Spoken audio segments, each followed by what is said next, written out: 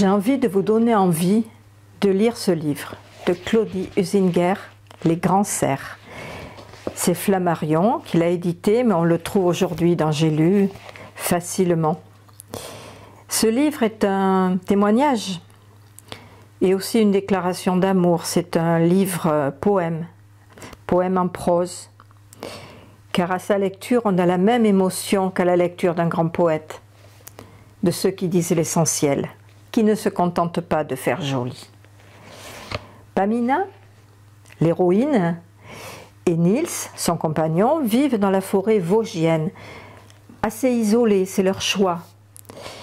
Un choix qui n'est pas sans rappeler Soro et son Walden au fond des bois.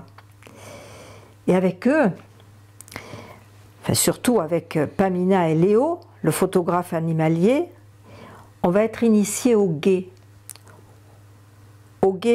de ces grands princes des forêts. Il les entrevoit dans la brume du matin, dans la nuit parfois, et avec eux on va avoir peur, effroi et peine parce que beaucoup vont être tués, question de quotas, de tradition. Et comme ils ont des noms, eh avec eux on va pleurer Arador ou Apollon.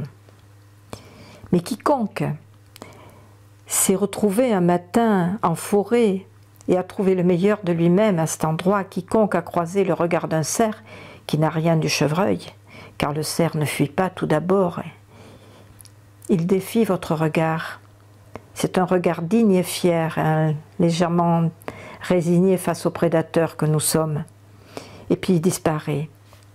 Quiconque sera reconnaissant à ce livre, étrange et hors norme, mais à la beauté d'un mystère approché. Je vais vous dire une petite phrase.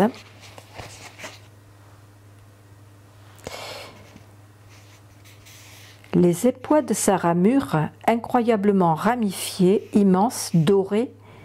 Dorés ? M'avait demandé Léo, toujours précis. Oui, ocre clair, doré. Ah, il avait dû frotter ses bois contre des noisetiers.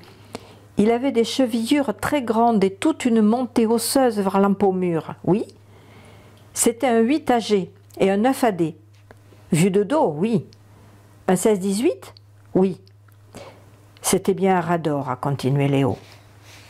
J'espère que vous aurez comme moi un grand bonheur à lire ce livre, parce que la rencontre d'un livre qui dit votre pensée, c'est comme croiser un vieil ami.